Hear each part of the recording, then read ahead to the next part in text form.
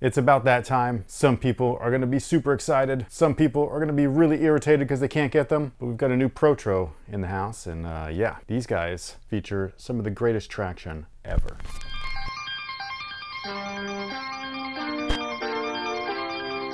Hey, what's going on, guys? My name's Chris. Welcome back to the official WearTesters.com YouTube channel. Before we get started, just a few things off the top. There are a few provisos, a couple of quid pro quo. If you could do us a big favor and hit that subscribe button, we are on the road to 1 million. We are so close. We could taste it, but we can only get there with your guys' help. In addition to that, if you could hit that like button or the dislike button, as well as leave a comment, all of that stuff feeds the algorithm, which feeds everybody's YouTube feeds, which will then push this video and other videos like it into new potential viewers' YouTube pages and all that stuff, so that we can be seen by other people that may not already watch us. Also, the pre-order for this shirt right here is almost over, so if you have not put in your pre-order, you might want to head over to senseapparel.com right now before it's too late.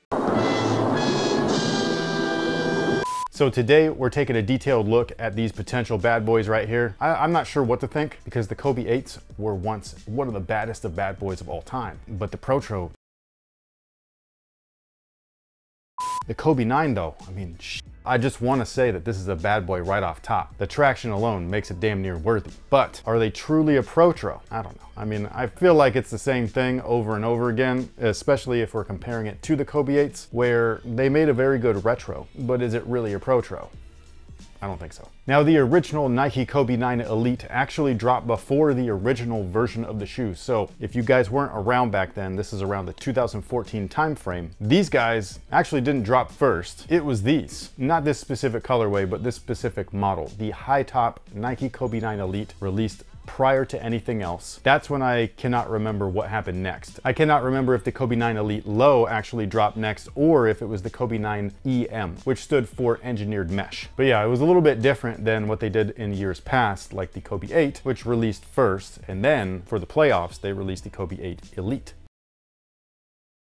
There was also a Nike ID version. This is mine. They were piss yellow. I made these. I remember where I was. We were at the pool because the kids apparently were in swim lessons, and it was very hectic trying to grab these because I was doing it via mobile, and at the time that whole like mobile version of Nike ID was just a mess, and on top of that everybody was trying to check out with these things, and so they were selling out hella fast. I was able to make my own, and yeah, they did look good at one time, but now they're old. My God, why? We had a deal. Let the others grow old, not me. But anywho, this is the box. It's the standard Protro box at this point. So we got a matte box with the snake scales and then the shiny branding. This is actually the box for the original, so that's kind of cool. But anyways, this is the Protro version of the Kobe 9 Elite. This is the Halo colorway, so much like the Kobe 8 Protros, this is going to be the version that debuts first. It's a tribute to Kobe and Gigi. It's very simple. It's angelic white. It's pretty self-explanatory. They are going to release, I don't know if it's simultaneously, that's where the details get a little muddled, but they are releasing a Halo version of the high tops as well. I could have bought both, but I would never make my money back, so I didn't. Plus, I preferred the lows in general, and we'll go over why in a little bit, but that's why I grabbed these ones. The traction on these bad boys is pretty much identical to the originals. You've got that foot map on there, so this, if you're seeing it for the first time and you're like, wow, that looks cool, yes, it does. It actually really worked well. If you're seeing it and being like, that looks familiar, it's because the PG5 actually borrowed it, which was really interesting because that shoe was nowhere near as good as something like this,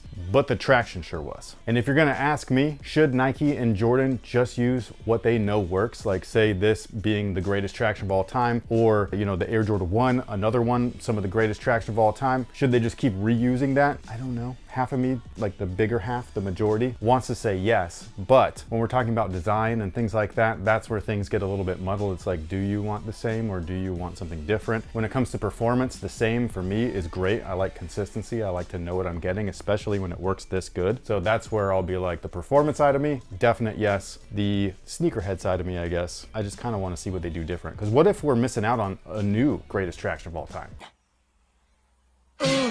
But yeah, I know that this isn't a great comparison or anything, but you know, they are the same. That's the one thing that I think is weird. When the Protros first started happening, they were like, yeah, we're changing things for the better. We're gonna make the traction, like the rubber and the grooves, thicker. Not so much the case anymore. They don't even advertise it like that. Now it just feels like, it almost feels like a Jordan release, where they're like, hey, new Protro, go buy it. They don't explain why or what. It's like, are these not even performance driven shoes anymore? Or are these just a release?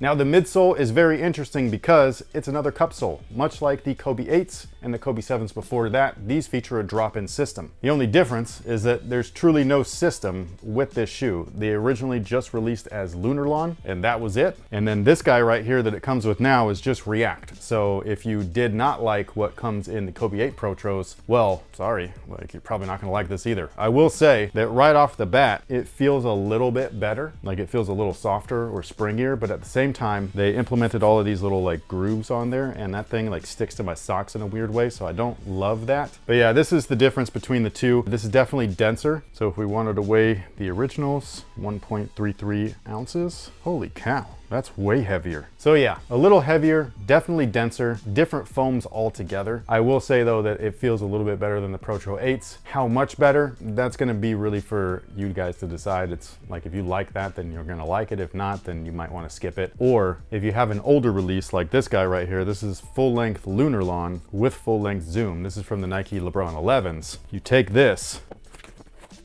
and then you put it in that, and then you've got something special. It's beautiful. But I don't know if I'm gonna be able to take this out now.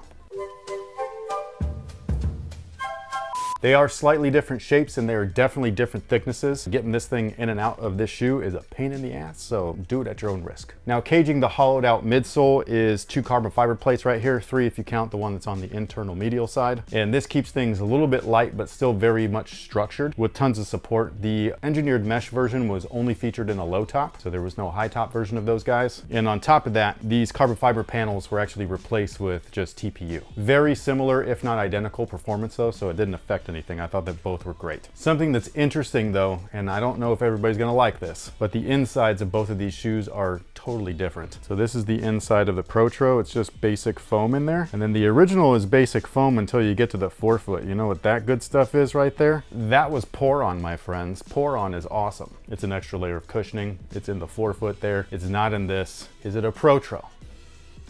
Now the upper is something that a lot of people are wondering about. Is this crispy Flyknit? Yes. What did they do? Like, what did they do? It's a retro. The only thing that they did do is that it feels a lot thinner than the original ones. This one feels thick and substantial. This one feels even crispier somehow. I'm not sure. It also feels very thin. When you look at the two at first glance, they look almost identical. So on that sense, like I think that visually they did a great job recreating the original. But when you look at them closely, like especially from a top-down view, but if you see the knit structure right here, that's where things are a little bit different. So yeah, so things are a little tighter, a little thicker. Things are a little thinner, a little bit more open. So if you wanted to consider that a Protro feature, you could, where hey, they were reducing the weight, but we can also confirm that with the original. So 12.32 ounces versus the Protro, which is almost, whoa, keeps jumping, but it's heavier. I do believe that extra weight is simply from the midsole or the drop-in. So yeah, there's that. The only real change that they've done to the Protro, at least this particular version, will be really interesting to see if they did with these guys in future colorways, like if they ever release an original version, like say something like this, if they have the same exact application like they did with the Kobe 8 Protro. So the halos right here have a better swoosh on there, just like a, I don't know what you would call that, just like a 3D kind of emblem or logo. Whereas the originals, it's just kind of TPU, it's just heat welded onto there, and that's pretty much it. Like nothing special, you know what I mean? But that's really the only change. Like that's the Protro feature. Wow. If I wanted a retro, I'd be so excited, but I want a Protro. So yeah, so the part of me that like loved playing in the originals is kind of like, sweet, we get them again. But the part of me that's like expecting a Protro is just kind of like, where is it? Now, if they release versions that have different drop-ins, then maybe. Is that all that it would take to make people happy? I think so. Something so simple as, hey, there's 2 drop-ins, one with Zoom and one that's just React. People would be like,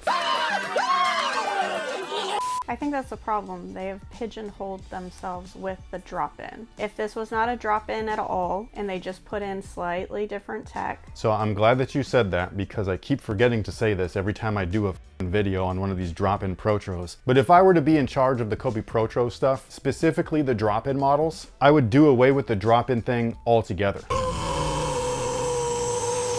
I would make these more traditional shoes with actual midsoles attached to the outsoles and attached to the upper. It would make the shoe less cumbersome, less bulky, less clunky. It would fix the cushion issue because you get to pick whatever cushion you want. So you can make the midsole anything because you can't see it. It looks like it's inside of this thing. So it would be that whole Protro aspect, much like they did with the Kobe 1 Protro. The shoe looks just like the original, but the original had different guts inside versus what actually released with the Protro, and the Protro technically was an upgrade. This, I don't want to call it a downgrade because I don't think it is. It's just kind of a plateau. It's the same. So yeah, I would have made them more traditional shoes. I'd definitely put a full length thing in there.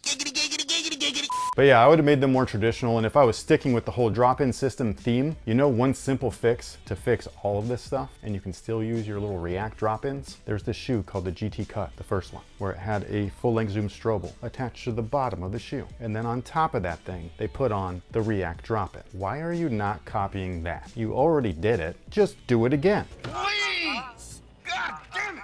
Now the tongue is identical to the original. You've got a torch-like system. I love that thing. It's super comfortable and it's super breathable on top of that. The tongue itself is, it looks like leather, but it's not. It's just a vinyl piece. Same thing was on the original, so nothing to complain about. It is gusseted, so it's all attached inside as well, but it's not a hard shoe to get into or out of. It's a very easy entry sneaker.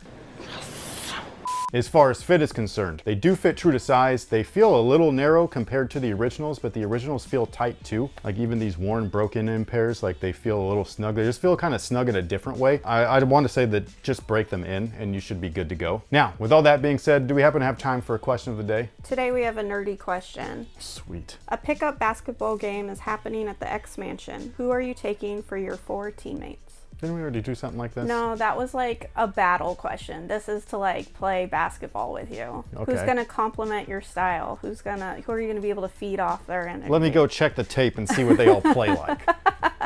I don't know. You know what I mean? Like I've never seen a single one of these fictional characters play a basketball game outside of like in the comic books and in X-Men 97. And they didn't look like actual hoopers. They looked like they were just playing around. But I'd take Gambit, Jean Grey, Wolverine. That dude would be a wall for screens, even though he's small. That adamantium skeleton, man, you're not getting through that for shit. Who else? Colossus. Oh, actually, let me take Gambit off. I'm sorry, he's awesome. I'm gonna add Nightcrawler on. Could you imagine the boom shakalakas that you would get away with? Just throwing that from out of bounds on the other side and he's bamfing all the way over there to catch and dunk. That would be amazing. But what about you guys? If you were going to build your team, can they use villains? Of course. Or it's gotta be X-Men? It just says you're playing at the X Mansion. Who are you taking for your 4 teammates? Okay, well I'm gonna spice things up a little bit. Add villains to the mix, because then I might even include Juggernaut or something like that. Who are you taking out then? Well, I just said might. Maybe he's my 6th man. Oh. You know what I mean? You never know. You gotta have a sub. But if you can include villains and heroes, who would be your starting 4, because you're on the team, to play with you in a pickup basketball game? On top of that, sound off below and let us know your thoughts on the Kobe 9 Elite Protros, or technically this is the Kobe 9 Elite Low Protro, and whether or not you feel like this is truly a Protro, or do you just feel like it's mundane? It's another retro with a different midsole. Like it's the bare minimum of what they could have done. They've also removed some stuff like the pour-on that made the original super comfortable in addition to the Lunar Lawn. I did forget to talk about why I don't like the high tops. And it's not that I don't like the high tops, it's just that this,